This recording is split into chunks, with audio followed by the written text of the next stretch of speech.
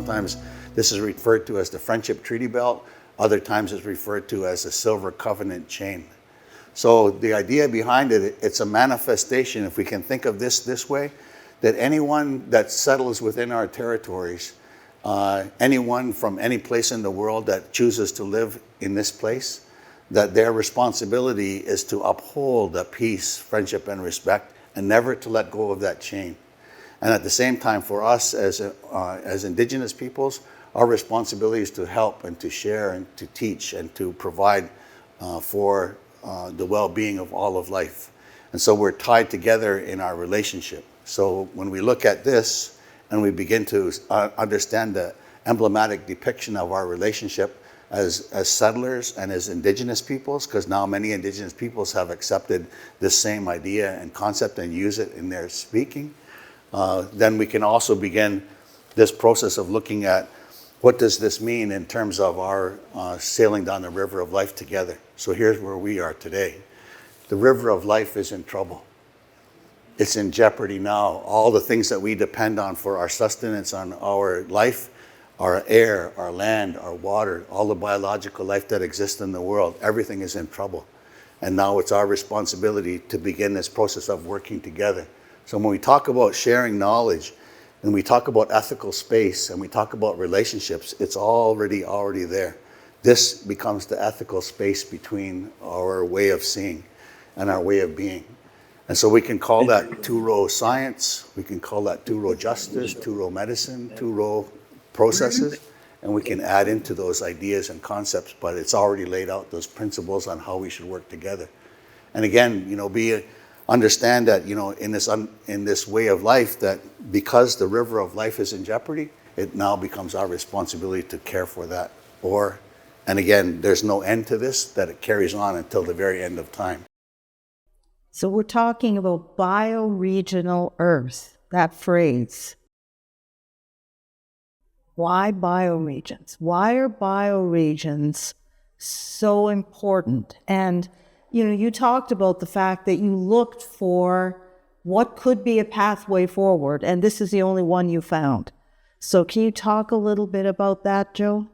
Well, a bioregion is simply defined as a biological region, or the geography in which a living system can function. So it's a spatial range for every aspect of life, for a population of oak trees, or a population of elk, or a population of salmon, for any living organism, which means somewhat, simply or glibly, simply it's just, you cannot have sustainability at a scale smaller than the scale of the life system. The life system has harmony with itself. It's got a natural scale. And so the natural scale of sustainability is the bioregion, by definition. When I think of human bioregions, it gets more interesting, because the geography that is needed for a human culture to survive depends on their political structures, their model of economy, the kinds of technology, their worldview. And so it can actually change. So that means that you can have a trade network between two tribes that opens up a different kind of geography for the economic model of that culture. So a bioregion can vary as this richness and complexity of human expression. But still, by definition, human culture is not sustainable unless it is defined and organized as a bioregion. So this insight that a bioregion is the whole system scale, it's the minimal holistic scale at which a functioning living system can be healthy. When we start with that, then we can ask questions like, well, what is a bioregion? What is the bioregion where we are? And one of the good ways to start to answer that question is to ask, well, did people live here before? Were there humans here before? Well, how did they organize themselves? What was their geography? So you could say, what was the ancestral range of the Indigenous people of this place? As a good first approximation for a bioregion. Now, this is important because there are two sides to this. One side is no human culture can be sustainable unless it's defined and organized as a bioregion. But there's another side, which is we've damaged so much of nature, we've degraded so much of nature, that the only way we can construct or create a bioregion is to organize ourselves around the restoration of living patterns and landscapes. So to take a degraded watershed and begin to reforest it and restore the salmon to it, or the fish runs, or to create the healthy riparian zones with healthy kinds of horticultural food systems, which might be agroforestry systems, or whatever they are, that we integrate what humans need for ourselves into the health and well-being of the landscapes themselves. And so we can go in both directions. We can say, in order for human culture to be healthy, it needs to organize itself as a bioregion. But unfortunately, even if you do that, your bioregion is degraded and unhealthy, and you need to restore its health. So if you don't know what your bioregion is, you can also just start restoring the health of your landscape and learning about its connectivity. And you might notice there are migration patterns of birds, where there are other ecological interactions that help shape how you alter and change the human economy and the human culture, so that you can evolve toward a bioregional dynamic. And that's what's so beautiful about this way of thinking, is that it shows us how humans should organize so that we have holistic health. And it requires that we see that that's only possible by integrating ourselves with the health of our landscapes. And if our landscapes are not healthy, one of the first orders of business for a bioregion is to restore its health, which means regeneration of landscape patterns and processes for soils and forests and biodiversity and clean water and healthy local climate systems, and all of these things. All the symptoms of the harm are indicators of what we would need to restore to health. And they both converge on the bioregional level. And so either one and both are the same thing, as it turns out. And I think it's important to also think about bioregions as fractally scale linking. We were very fortunate in the Toronto area that back in 1992, David Crombie, former Toronto mayor and former federal cabinet minister, did a study of Toronto's waterfront, federal and provincial study.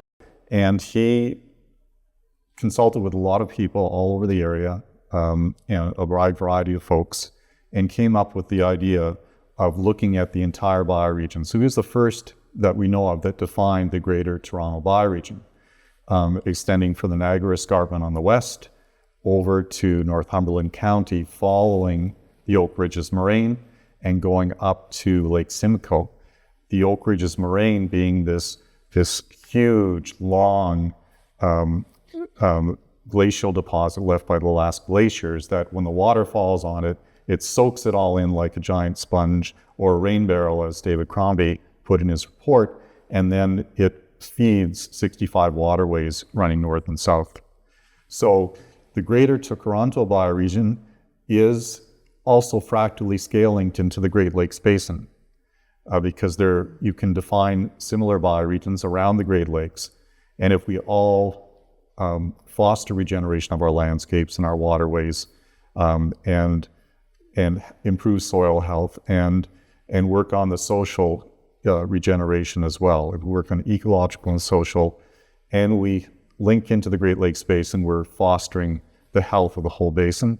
And then that's a subcontinental area that's connected to other subcontinental areas, the Colorado River Basin, the Pacific Northwest, the Mississippi Basin. And if we fractally scale link and we do all of this in concert, we're getting to a bioregional Earth, where we can all work together around the world to regenerate the planet. So we really struggled with, how do you explain to people what this work is? And we worked with a community artist to create a visual. And what we started to tell people is that we are creating a tree of life. We are trying to support and nurture a tree of life. And we talk about #ChangeTheStory. So we want to talk to people about their own life story, but in the larger context of our societal and cultural story.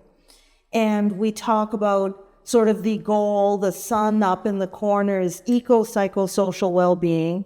So this relationship that we can't be okay unless our community is okay, and our community can't be okay unless the land around us, the living systems around us are okay. because it's all connected. You can't have well-being of one thing without it being connected to everything else.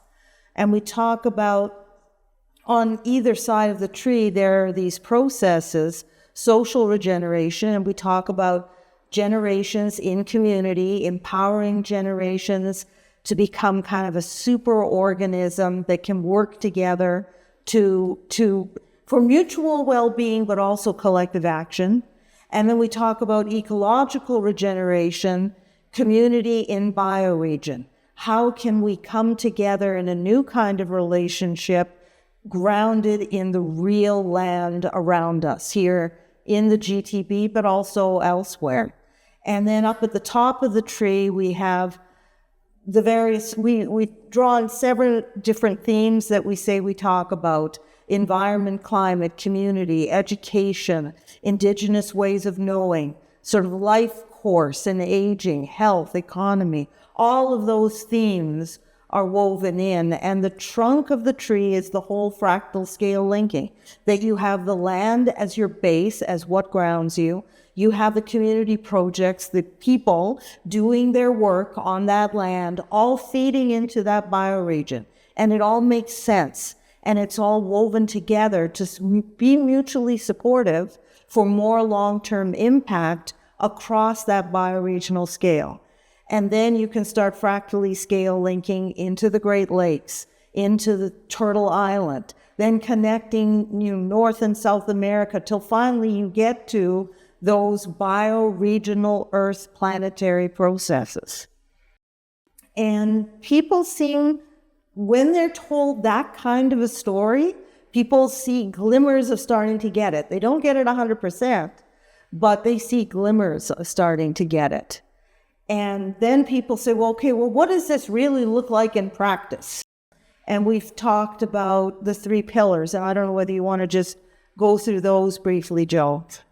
So one part of this, one of the pillars of this scale of work, is to create supports among and interactions between projects that already exist. And then from that, start to create new projects or identify places where someone can create a new project because they see gaps in what's in the tapestry. And the second thing that's needed is to look at all of the ways that we learn and ask, how do we learn so that we can have health and well-being in this place? And this is bioregional learning. And when we start to look and say, well, look at all the places where we learn, now let's create an ecosystem of learning by weaving together pedagogy and philosophy, identifying opportunities in curricula or application. An example is that there are thousands of ecosystem restoration projects that the conservation authorities have identified, already organized into watersheds. So you could say, oh, well, part of our pedagogy is to organize around watersheds and to actually restore ecosystems which have already been identified. And you start to see that this ecosystem of learning becomes a holistic way of seeing how does the bioregion as a whole gain collective intelligence so that it learns about itself and its collective well-being. And that's bioregional learning centers and learning ecosystems, which are very much related phenomena. But in order to do all of this, you need funding and you need decision-making. So you need to create collaborative models of funding and governance, which means you need bioregional governance or territorial governance processes and structures. Institutions that do things like mapping, which means you've gathered data, which means you've made decisions about which data to gather and how to structure it. So that you don't have this silly thing of here's Markham and they have this data set, and here's Hamilton and they have this data set, and here's downtown Toronto and they have this data set. We never put them together. So you can see the territorial governance includes gathering information together, that is information support for decision making, and then creating collaborative governance processes. And you start to see that governing looks really different from the way we do it now. So we have Justine Dainard from the Smart Cities. She's the Smart Cities Project Manager with the County of Wellington here in Ontario. And she has been working on the design of circular economy and closing the loop in circular economy flows within the regional food system of the Greater Tkaronto Bioregion.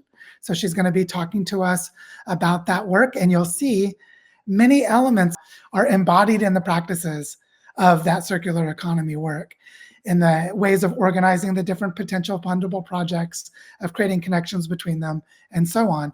And then after that, we're going to hear from Vicki Saunders, who is an award-winning entrepreneur and advisor to the next generation of change makers. She's founder of Radical Generosity and Coralus, where she's formerly the CEO, and she'll probably talk about that wonderful term, talking about community-based funds and women-led funding projects for innovation and entrepreneurship with social and ecological impact. Again, I think we're going to see that a lot for investors and financial institutions are embodied in the practices of the work we're about to hear about. And so welcome, Justine and Vicki. Lovely to have you both here this morning. But right now, I'll pass it over to you, Justine. I'm really excited to hear your talk this morning, and welcome. Lovely. Thank you very much. Yes, I'm very happy to be here. I'm joining you from the Greater Tkaronto region, Grand River watershed, and traditional territory of the Anishinaabe. So about 4 years ago, my county, the County of Wellington, partnered with the City of Guelph on a project called Our Food Future. We were lucky enough to receive a prize from the Smart Cities Challenge. We were awarded $10 million to follow through on the project, which we envisioned as being a circular economy of food. So we envisioned our goals as being within 3 work streams. We wanted to increase the value of waste, that is, look at diminishing what we were throwing away by finding value in the reuse of waste, and in particular in food waste. We also wanted to increase access to affordable and nutritious food. We know that food access and food scarcity is unfortunately a very real thing for far too many people, and we wanted to find ways to build that support into the system. And we also wanted to create new circular food businesses that use the circular economy as its primary driver. And we hoped that these 3 things would add up to a system shift. So as I go through these slides, I just wanted you to also know that the foodfuture.ca website has a lot of our reports and statistics and case studies on it. And the coil.eco website talks specifically about the business from this project. So this was a whole of community project. I think at last count had over 150 different partners. What you see on the screen are just the ones with logos. There are also a lot of community groups and individual people and local organizations that don't have official logos. It was a willing community that came together to make this happen. It wasn't just the 2 governments. And it was a wonderful way of building trust in the region, because one of the main things that we learned in these last 4 years is that, as Sita Cobb says, progress in community often moves at the speed of trust. So we had to build that first. Because we were a Smart Cities project, we started with data and analysis as our foundation. We wanted to really understand our region and where food was lost and wasted and where areas of need were. So we contracted Metabolic and Dillon to do a material flow analysis. And I wanted to show this because it's kind of a nifty way of visualizing things. This is a sand key diagram. And it looked at all of the food that was either produced or brought into our region. And you see that on the far left in the colored sectors. So there's fruit at the top, and grain is the yellow second down, and so forth. You don't need to be able to read this, but if you go to our reports, you can see it in a large scale. So this material flow analysis showed us the different kinds of food that were coming into or grown in our region in all of those colored bars. And then that food moves through each process. So from farm to processing to factory to shipping to grocery stores to households. That's what those color lines move across the screen as. And in each case, we see gray lines dropping out to the bottom, and that's where food is wasted at every stage of this process. So we had a really good sense of areas where we could intervene and get a lot of effect for that intervention and find ways to avoid food waste at different points in this process in our region. So we really wanted to kind of systematize our approach. What that added up to was a few different projects, and this is what I'm really excited to share. So we worked with the Circular Innovation Council, who came to us with a proposal for the industrial, commercial, and institutional sectors. So in Canada, we're fairly used to having household organic waste. Our compost bins either go to our backyard or they get sometimes picked up by trucks. But in the industrial, commercial, and institutional sector, that's not a normal thing. That pickup doesn't happen by regions. It happens as an individual contract with each company, which means that they choose the option for the cheapest route, and they have one skip behind their building, and they dump everything into that skip. And food waste goes to landfill, where it produces the maximum amount of greenhouse gas emissions. So the Circular Innovation Council came to us with a pilot idea. We wanted to engage that sector, create a really effective and efficient route.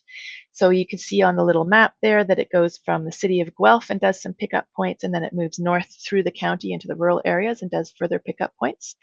And that route ends at the north in a high-grade compost facility.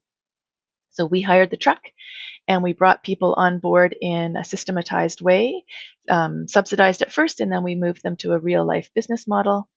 And it sort of trained these companies to separate out their food waste and send that to the end of life in a different way, so we can get those nutrients into the compost, which then can go back onto the land instead of sitting in landfill.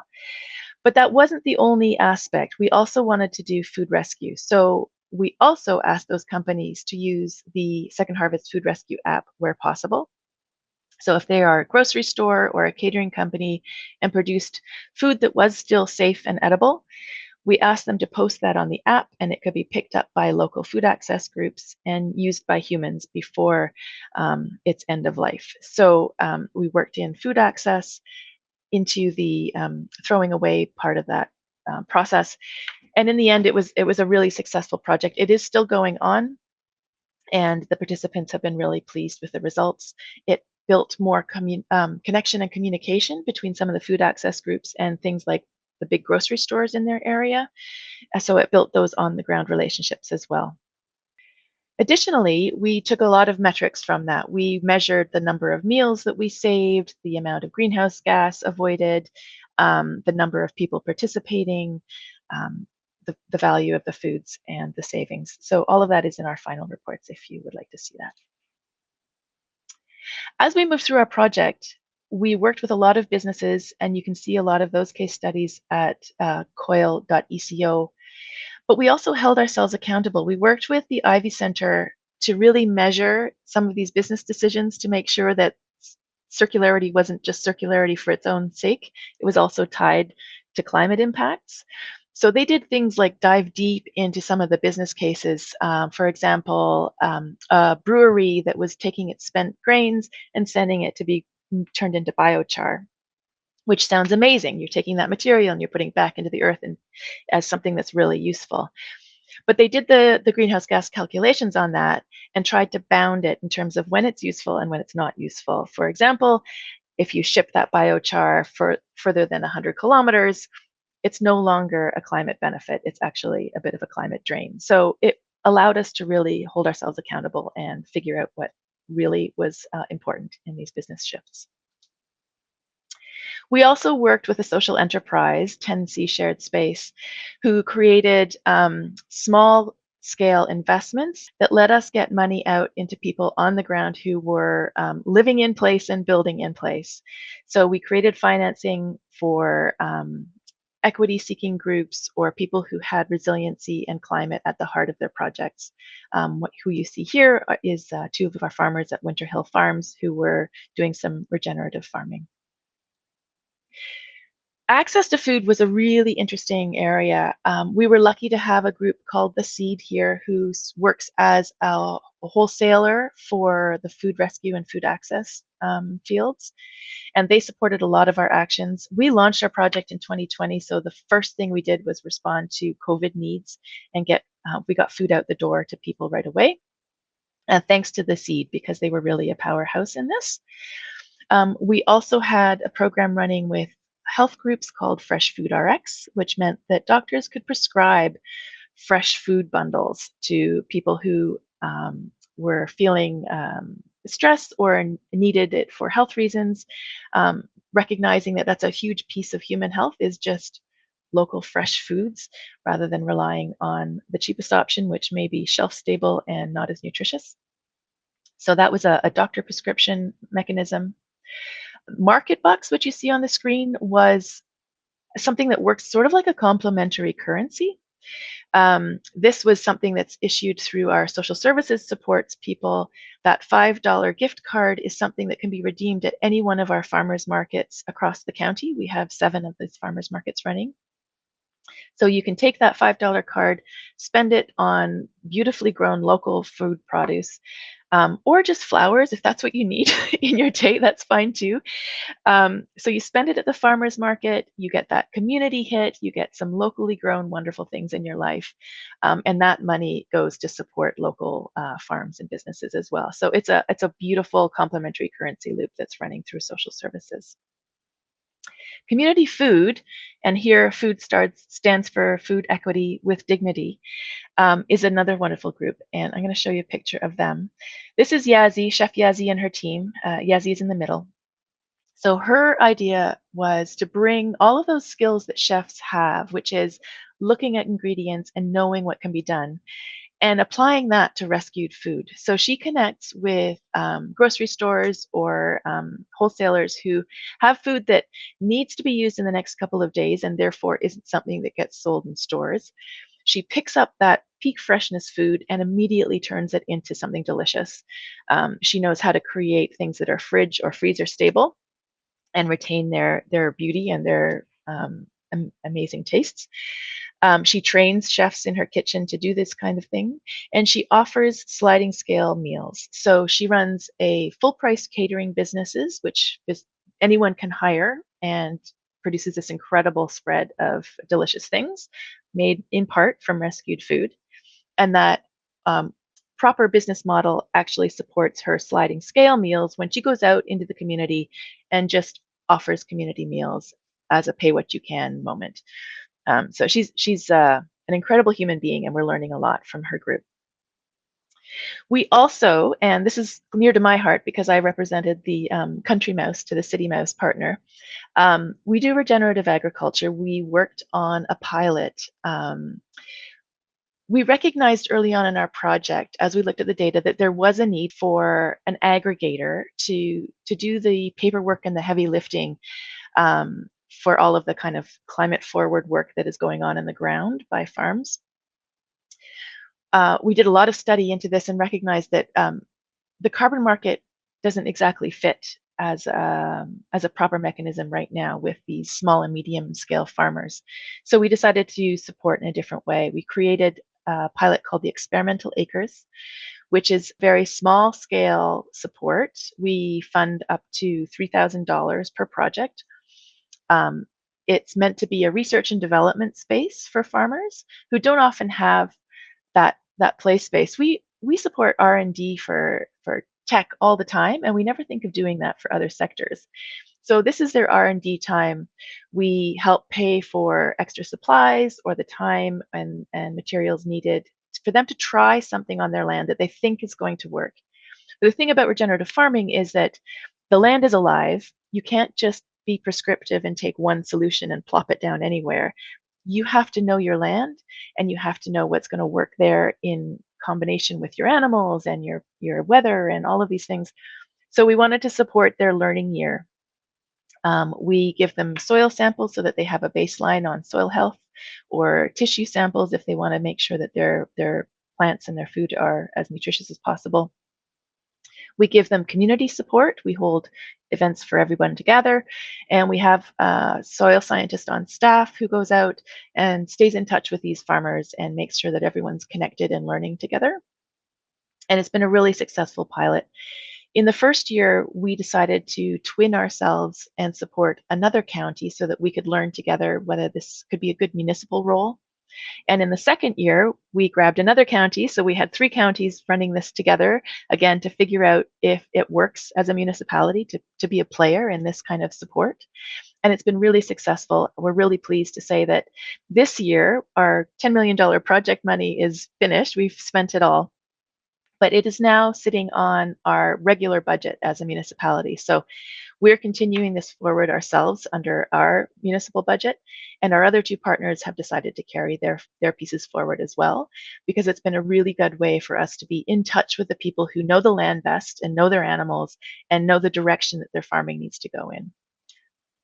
Throughout all of our project, we tried to create ways for people to replicate and scale what we've learned. So in Halifax now, there's a circular food hub that's starting with that same food waste flow that we did. In Alberta, the Circular Innovation Council is mimicking the industrial, commercial, and institutional waste pickup routes. So they're going to learn how to do that there. And the Experimental Acres now has a municipal handbook that we've been offering out to anyone who wants to be able to build that kind of regenerative farming support in their municipality. To speak to the value, what we realized when we finished crunching all the numbers is that we started with $10 million, which you see in that orange box upper left. And by the end of the project, we had over $41 million worth of value that flowed through these last 4 years. That includes everybody's skill and time. It includes private money investments, because as Samantha said, people are actually now looking to put their money in good places to do good things. And we were able to find supports for that as well. And we were really pleased that something that sat with municipalities who aren't necessarily known as being the most innovative and leading kind of bodies were able to create a project that reflected the place and the people, but also attracted private investment. It was a really interesting lesson for us. Our impact, we measured in many, many ways, and you can see all of these numbers in the report on our website. And the legacy, I think, is the trust and the community connections that we've gained. That's what I'm carrying forward now. I am now working in the county to continue this legacy, but the whole project in its greatest scale has wrapped up and now lives with all of our individual partners in our region. So we're now working under real world conditions and continuing in applying the lessons that we've learned. So I hope this gave a few case study examples that kind of illustrate there are ways for us to really recognize and activate place solutions on a small scale. And I'm really grateful that we were part of learning how to do that. Oh, thank you so much, Justine. I remember when we had the conversation about this, I think it was in August, and I was just like, oh my God, look at what has happened. And what I could really see was that people were really eager to work systemically. You know, that you talked about the people in the city and the farmers and, you know, like the variety of different groups, the farmers markets and so on. And I could just see the readiness for this collaboration that you've so beautifully laid out. So I just wanted to ask one quick question, and then we'll go on to Vicki, and hopefully we'll have some time for dialogue after. The question I have is, how do you see what you just presented, what you've been working on? How do you see it as a potential stepping stone to move toward this bioregional scale, portfolios of projects? And here we're talking about the GTB, which is 3 million hectares, the Oak Ridges Moraine, and the Niagara Escarpment, and like larger than those 3 counties. And I'm just curious, how do you see this as a stepping stone in that direction? I think it speaks to the preparatory work that to get the bioregional financing mechanisms there, you do need to have that web of trust and the connectedness and the readiness. And I think we've learned how to move along that road. Our region now has the ability for inclusion. We've learned a lot of lessons in that, and that's something you can't just sign up to by putting your name on a piece of paper. You have to live it. So I think what we've learned is that if you can have a little bit of seed money to dream big and pay people to be at the table together, because a lot of the people we worked with don't have a 9-to-5 wage that covers their time to meet with us. So we had to build that in, and that's something that we were lucky to be able to build in. Not everybody can do that when they're building community cooperation. So that seed money to build the web of trust is something that we've lived, and we can speak to the power of that. It created a lot of really beautiful things. I think it's a precursor to Samantha's funding model. I think that's a great lesson for all of the philanthropists out there, the foundations, like I'm talking to you, Toronto Community Foundation, and so forth. Basically, those who are already moving money into community supports to be able to build this kind of scaffolding can just create multiplier effects, synergies, and the kind of scaling that's appropriate, the holistic complexity scaling, not necessarily size scaling. So yeah, I think we have a lot more to learn from what you've done, Justine. So thank you so much. And I want to move on to Vicki Saunders and invite her in, because one of the key things that I think is, maybe it's implicit in the story of what Justine was just telling, is that we need really powerful innovators and entrepreneurs. We need really powerful interpersonal social supports for the passion in people's hearts to come to a place of flourishing. And Vicki, I know you've done so much work to empower the capacity for people, for women in particular, but people in general, to be able to do this. And I'd love to just pass it over to you. Thank you and welcome. Great. Thank you so much. Happy to be here, and very aligned with everyone who's spoken so far. So this is exciting. I might actually just start a little bit at the trust and relationship space that we've heard a lot from folks this morning. So just quickly, I'm joining you today from Turtle Island, Treaty 13, home of the Haudenosaunee, the Anishinaabe, and many First Nations peoples. We have a very interesting kind of weaving that we're learning from Indigenous folks with our model. I'm an entrepreneur, have always been an entrepreneur, and from a very early age had a very kind of strange mission, which is like, how do you hack the global economy? It's really what I think about all the time. What are the, those points, those inflection points, and those places where in the system, if you kind of like think of it as an acupuncture point almost, if you can like click in a few places, it can actually start to shift systems. So I think a lot at a systemic level. And the work that we're doing is to support the liberation, essentially, of people with really great ideas, strong social impact business models, new approaches to solving a lot of challenges that we're facing, and finding the capital and the supports that help them do that. So in 2013, I started to experiment with this idea of SheEO. Basically, most of the models and structures that we're living in were not designed by women or non-binary folk.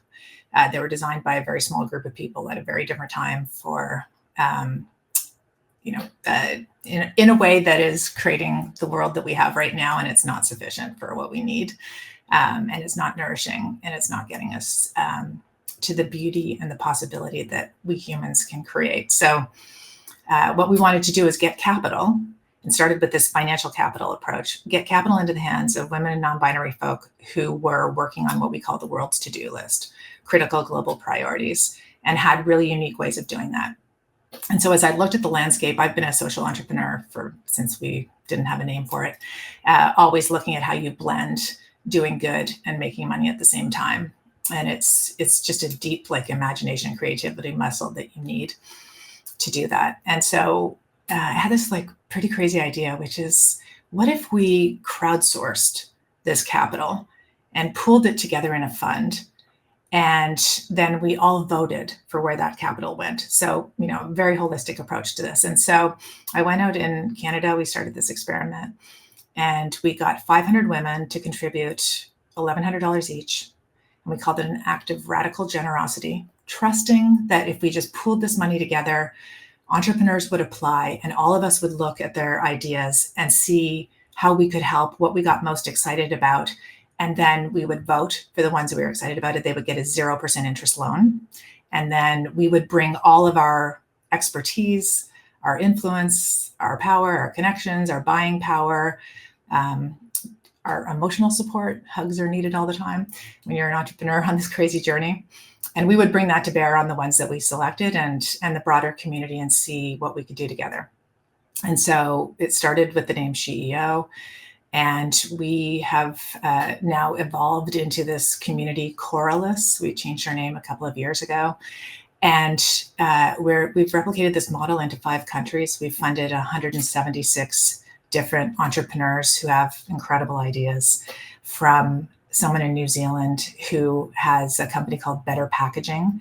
And what she does is she takes plastic pollution out of rivers and waterways. She hires people in those impoverished communities to take the pollution, plastic pollution, out of the rivers and waterways, uses it as raw material to create compostable courier packaging.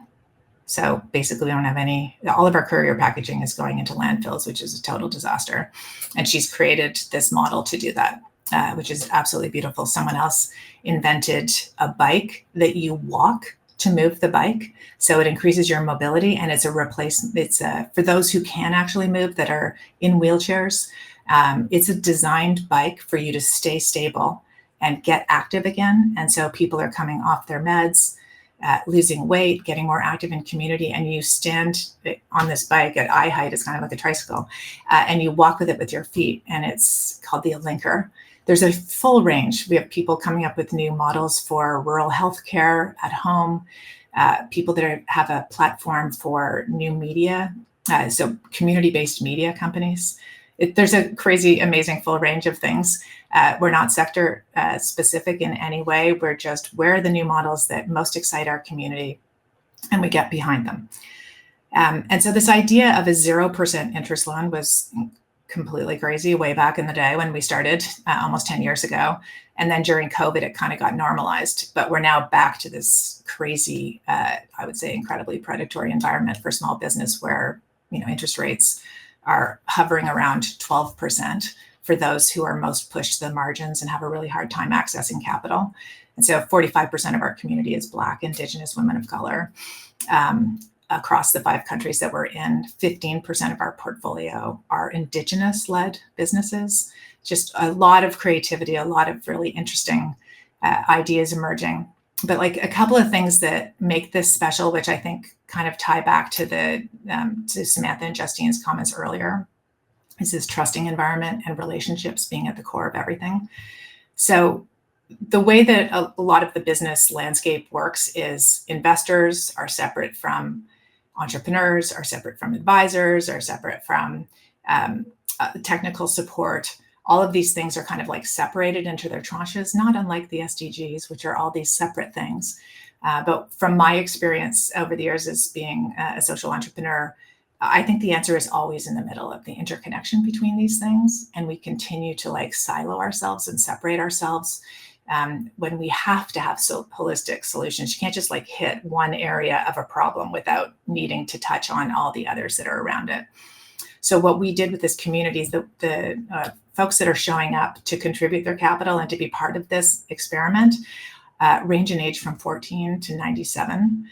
They are in all different kinds of areas. A lot of the newer activators are here because they want to practice doing things differently, practice being radically generous with each other, sharing our gifts in this community, not just with the ventures that we're supporting, but with each other. And it's turned into this really robust community. So that flow of our gifts is a big part of what we're doing. And as those who have resources meet those who have amazing ideas and are resource poor at the moment, what starts to happen is, when you fall in love with these folks, you then start to go, oh my God, how can I help? What can I do? And so we all start to get woven into each other's stories, which is an incredibly powerful experience. I have to tell you, over the years, just to witness people go from mostly hearing, no, that's a crazy idea. Why are you doing that differently? Here's the way you're supposed to do it. To get supported in this community. When you first get selected, you have this gush of people coming at you. I love what you're doing. It's amazing. How can I help? Which I have to tell you is complete opposite land to most other entrepreneurial experiences, where you go to do a pitch or something and you just hear all the things that are wrong with you. All the things aren't good enough. In our community, get embraced with a giant yes to start. And that kind of relaxes you, but also makes you sort of stand a little bit taller and kind of emboldens you. And then you start to dream bigger, because all of a sudden you've got a community of thousands of women on your team wanting to help you do this work. So The trust is really core to what we're doing, and it starts with an active trust. Like, you enter into this community, you put your money in a shared pool, and you're like, okay, I trust that this whole community is going to figure this out together. I trust the money will be used well. I trust the impact that we all think that we'd like to have will happen. And then each of us are part of making that happen. We have a responsibility to do that. So to date, we have, as I mentioned, about 176 entrepreneurs that we've supported that are out there in various degrees of having paid back the money and still in the community, mentoring and supporting others, and maybe sometimes onto their second or third venture.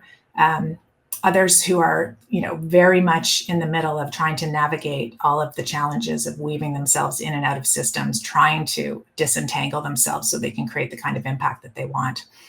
And it's been a really exciting thing to kind of work on. And I just love, like, so many of us have transformed our thinking of like what it takes to be successful. I remember at the very beginning of doing this, some of the ventures that were selected, because there are like tons of people in this community that don't have business experience either. And we're all just like, my intuition tells me this is great. Okay, I'm going to vote for it. Which is really what angel investing is. You have a gut feel and you go for it because it's early days and people are going to pivot so many times. You have no idea what's going to happen at the other end. But I remember at the beginning thinking, what? We picked that venture? What? That's hardly even a business. But what happens when all of these folks who are so excited about that business that voted for it start to bring their energy, their enthusiasm, their connections, their introductions to it, we completely change the conditions.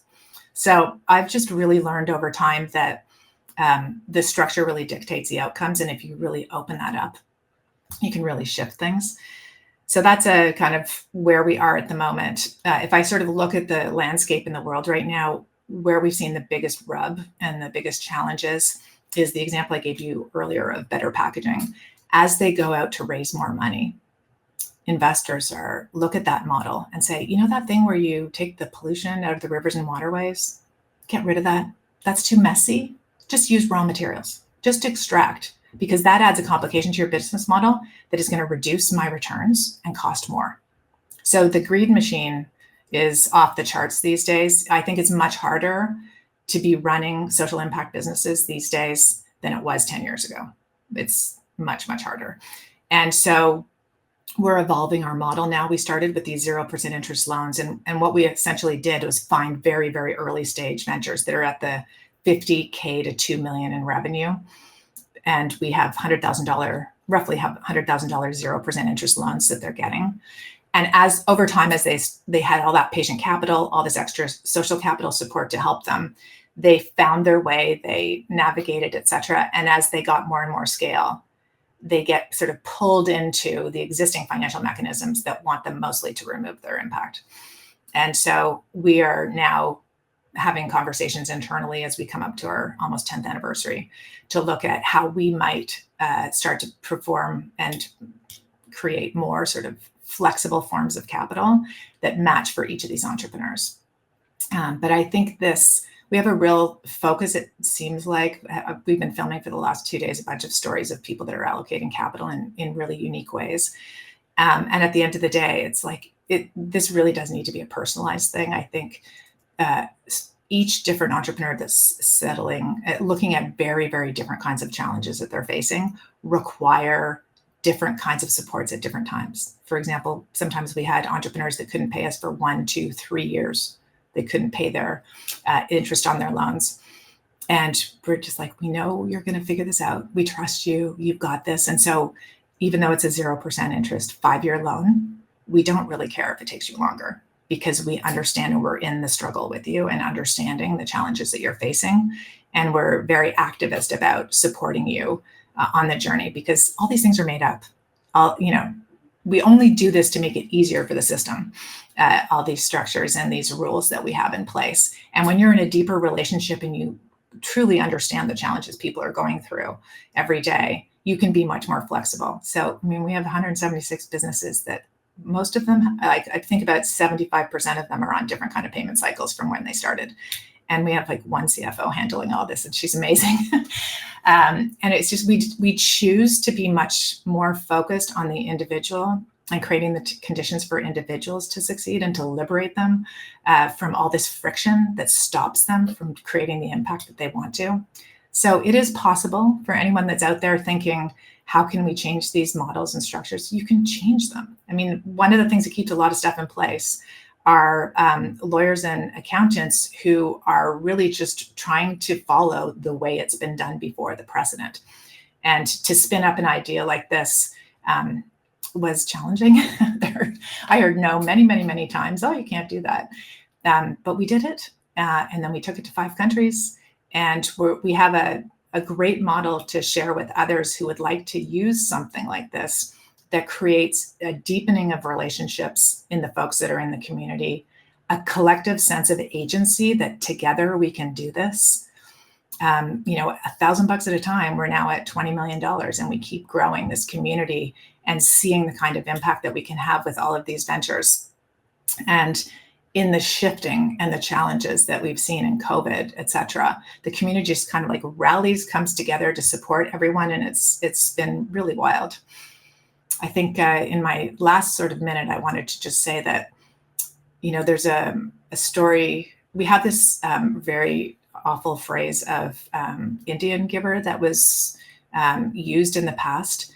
And I just want to come back to this because when the white man came to Turtle Island, one of the things in the interaction that happened with Indigenous folks is Indigenous people brought gifts because that's their way of opening up relationships.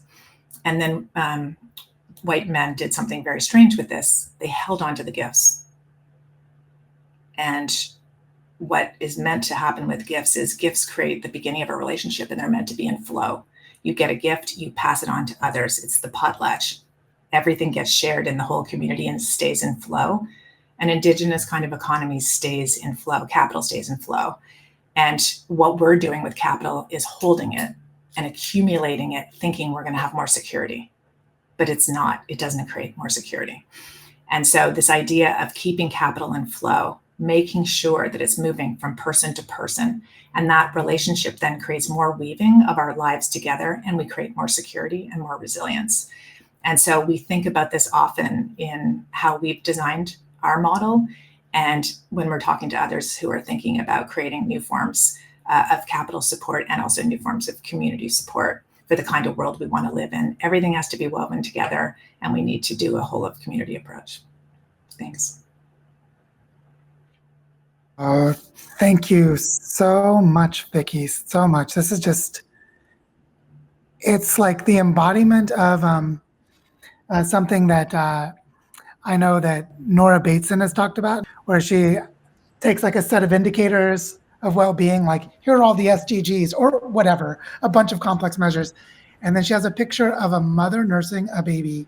Says, look, every indicator we need of holistic health is in this picture. And I was just feeling like the wisdom of that in what you were saying.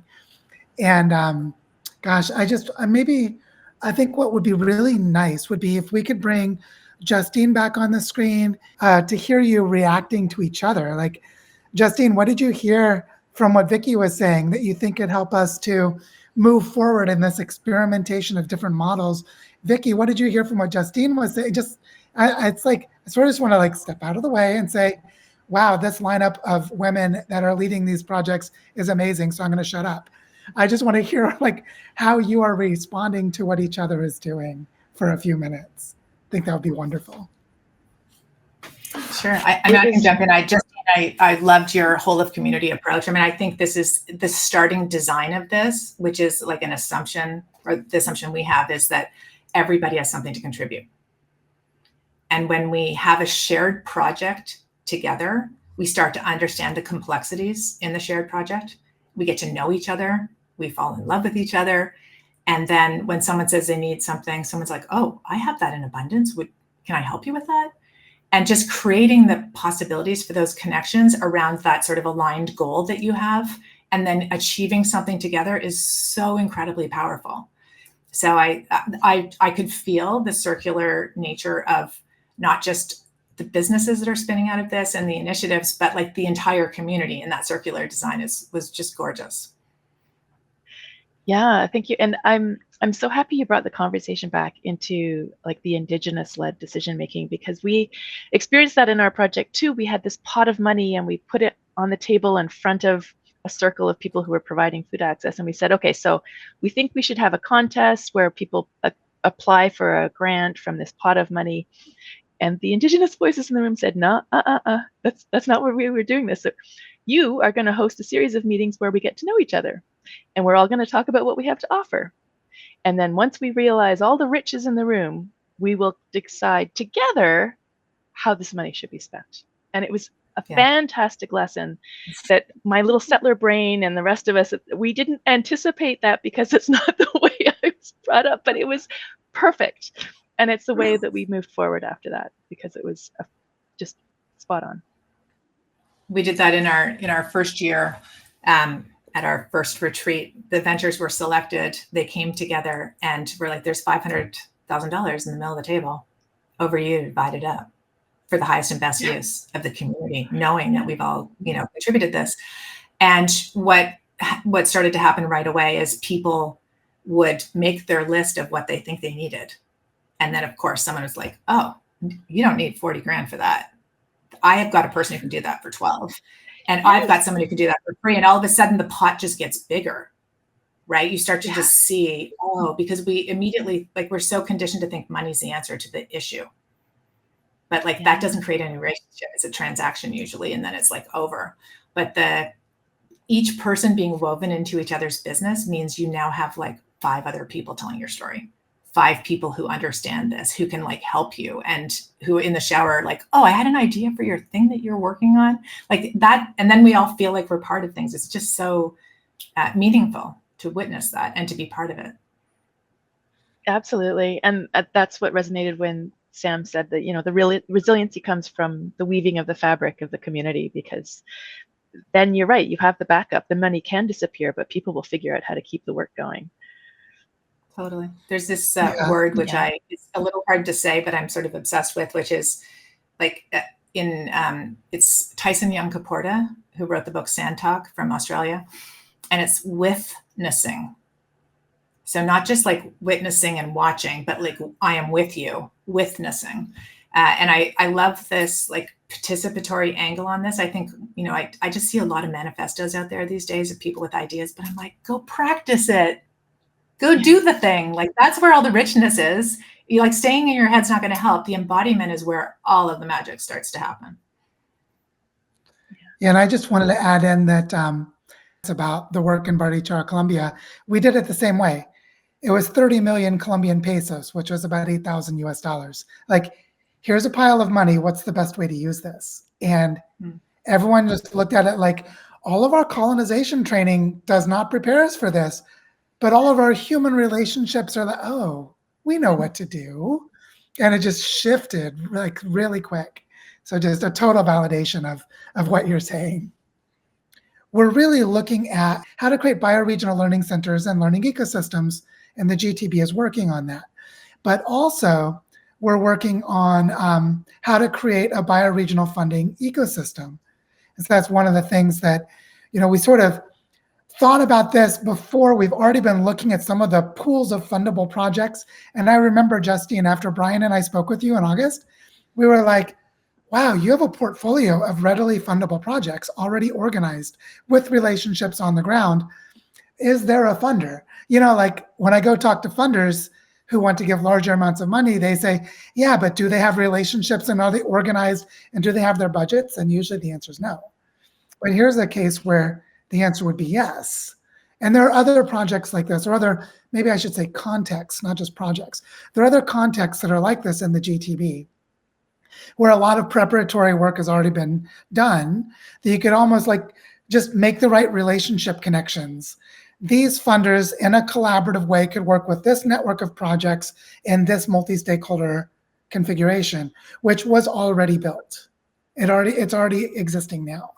And so my question back to both of you, and I know we've only got a few minutes left, so I just want to drop this in like a big question, but a brief time, is what do you see, or maybe what do you feel is emerging that can make it possible for us to go from talking about this to actually doing it and like you said, Vicki, practicing in an embodied way by sometime later this year, because there's just no time to waste. I think, to quote Mr. Rogers, you look for the helpers. Like there are B Corps and social enterprises who have networks and who have started the journey. People like, I'm not a B Corp, but the project that I went through worked closely with them. Vicki's network, like I think the networks exist as mycelium, and we just have to be able to locate them, and they're ready.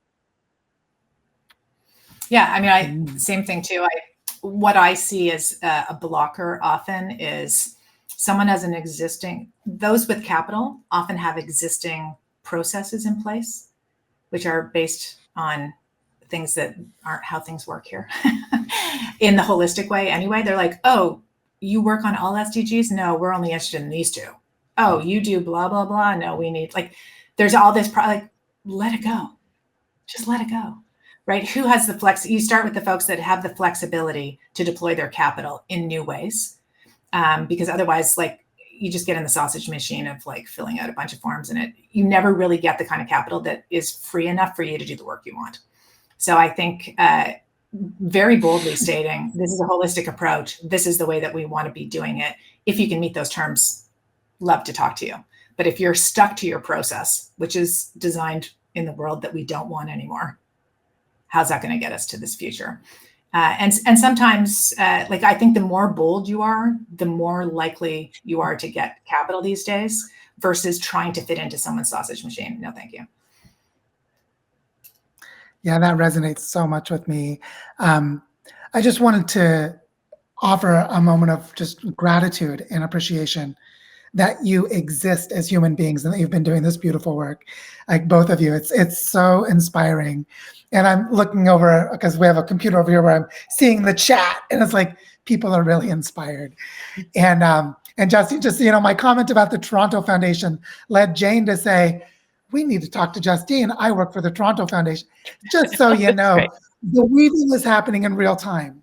And I think this is a really important thing, is we don't know what connections are about to happen, but we know the weaving is in real time. And so just us coming together and having this conversation with the intention to move into practice, it's that intention. It's like, no, I don't just have the intention in words. I'm ready. Are you ready? Let's take a step. It's like, that's where I think a lot of us are right now. And so this has really set the stage for something, I think something significant to weave itself into being in the GTB. And I look forward to being in that thread with both of you as we all move forward.